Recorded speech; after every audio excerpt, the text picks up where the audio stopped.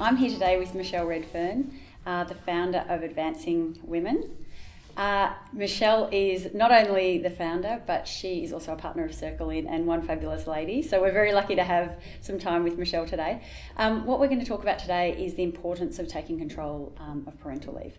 So Michelle, you've got an amazing amount of experience. You've managed teams before. You've worked in a lot of different environments. So tell us, what are your experiences and what have you observed of people taking parental leave?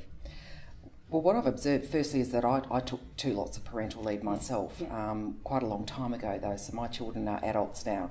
And what I've observed is that the feelings that I had, both excitement and anxiety about going on leave, particularly for someone who's driven by their career and wants to advance and is ambitious, it's quite a vulnerable time. And what I've observed in then leading teams for a number of years is that parents, female parents, when they're about to go on maternity leave, are still experiencing a lot of that anxiety and a lot of fumbling. What do I do?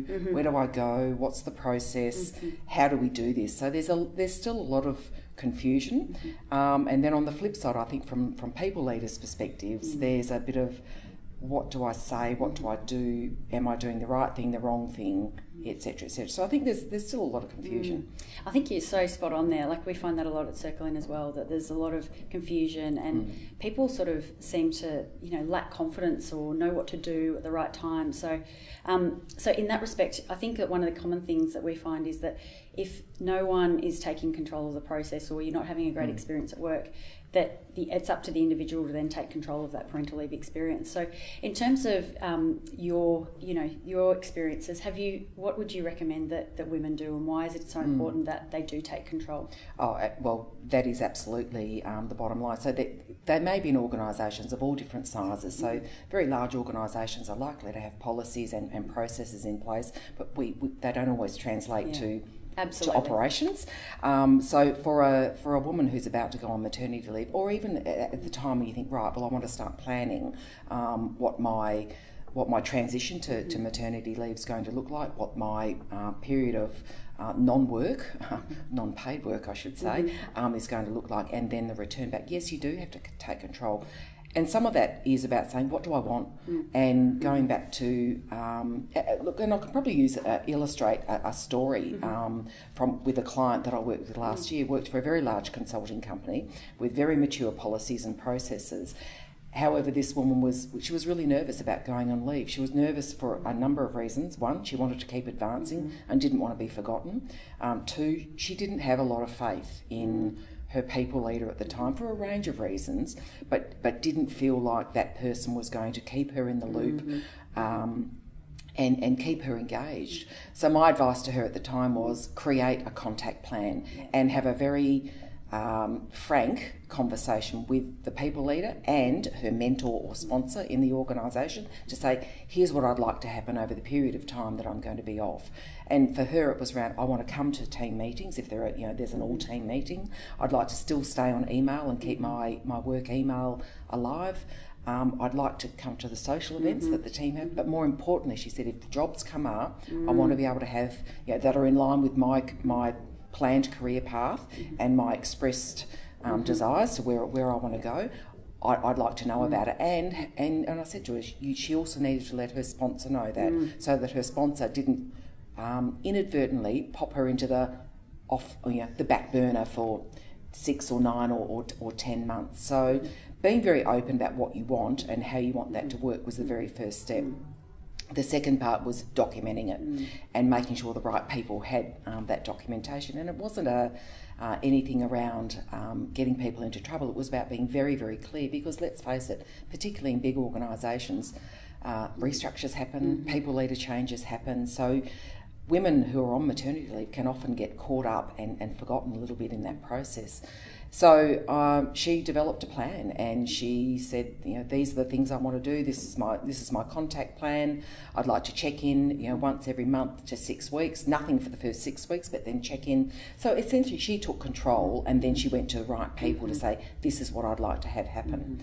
And in fact, she's just coming back into the workforce now after her 12 months off. So, and it was a good result. I think did so. It help her? Yeah, Yes. look, I think it gave her a lot of reassurance, and it was first baby as well. So there was all of the anxiety around being a first-time parent, as well as being a woman who wants to progress her career. So you've got all of these things going on, but ultimately it comes back to being very clear about what you want, communicating that, and then backing it up with a couple of people. I think that's great advice, and I think, you know, being able to set those expectations and be clear. Like, I think a lot of the time women assume that, you know, their employer is there or their manager is a mind reader. They're not. You actually need to think about it before you go on leave, document it, and have the right conversations, and then you can actually take control of that process. Oh, I agree, and I think the fact that you've said managers aren't mind readers. No, managers and leaders aren't mind readers, and there will be. We all know about unconscious bias, and there will be. I actually like to call it benevolent bias, which I'm ripping off from someone else. But you know, the benevolent bias is, well, we won't bother her while she's on leave. She'll be busy with the baby. Happens so often. She won't want to be involved in that, and the reality is that for some women, you know, maternity leave can be a completely isolating experience, and it's a time of reinvention because suddenly your identity and your self-worth, which may have been tied up in everything that you do every day, now is tied up in a little human that you're looking after, and there's a big identity shift going on there. So at least having an anchor to what really made you feel quite happy is going to be very important. That's great advice. So what do you think, you know, women who are going on parental leave look for in their leaders? Like, what are some things that if I'm a manager, I've got some people going off on parental leave, what would be your advice to them? My advice would be talk openly sooner rather than later. In saying that, I'm still surprised at the number of women that feel quite intimidated about telling their boss or whoever that they're pregnant because they see it as a career limiting move. And whilst we're not going to talk about all of the societal stuff and gender stereotypes, it is still a really big barrier. My advice is, as soon as you're ready, have a conversation with the person that you trust.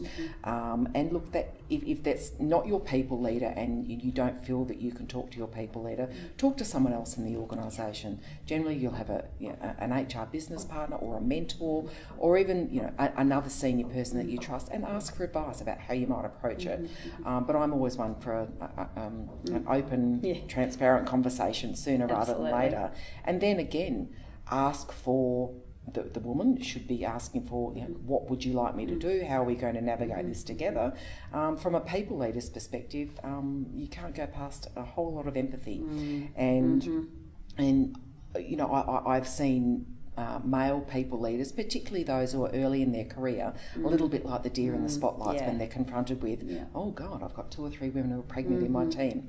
And the things that are going through their head are, right, so I've still got all my deliverables. They're going to be gone. I'm going to have to backfill their roles for 12 months. That means it's a recruitment, blah, blah, blah, blah, blah. So they've got all of this stuff around logistics going on and wanting to still meet their own accountabilities, which means sometimes they may forget about the human factor, which is a woman who's feeling fairly vulnerable. Absolutely. So, the more we can have these conversations and encourage the woman and the people leader to try and walk a mile in each other's shoes, the better. Yeah, that's fantastic. And in terms of, on the other side, if you're on parental leave and you've done all this great work around setting expectations, you've got your parental leave plan in place, and then you're actually on leave and you're not getting the type of response that you want, or your manager isn't calling you, what should you do? Should you suffer in silence, or should you, what would be your advice? Well, never suffer in silence, because I think the longer something goes, the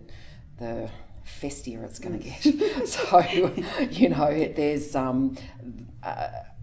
make a proactive phone call to the people leader concerned, and if that doesn't result in anything, go up the chain, or find your HR business partner or someone else that you trust who's senior enough that can intervene on your behalf. There may be stuff going on, and distance and email communication is a real. It's great, but it can be a real trap, because you can read into the written word a whole bunch of things that aren't necessarily there, and you can read into silences a whole bunch of stuff that might not be there. So again, whilst we could lay everything out and it's all very neat and have a great communication plan or contact plan, etc., things go bump in the night. And for the woman who's on maternity leave, if she's suddenly met with a wall of silence, time to figure out why. And there may be very good explanations for it, but nothing beats picking up the phone, not an email, picking up the phone and finding someone to help you navigate that period of time. Absolutely. Well, thank you very much, Michelle. We've really enjoyed chatting to you today. Pleasure. You've offered some great advice, and thank you very much. My pleasure. Thank you.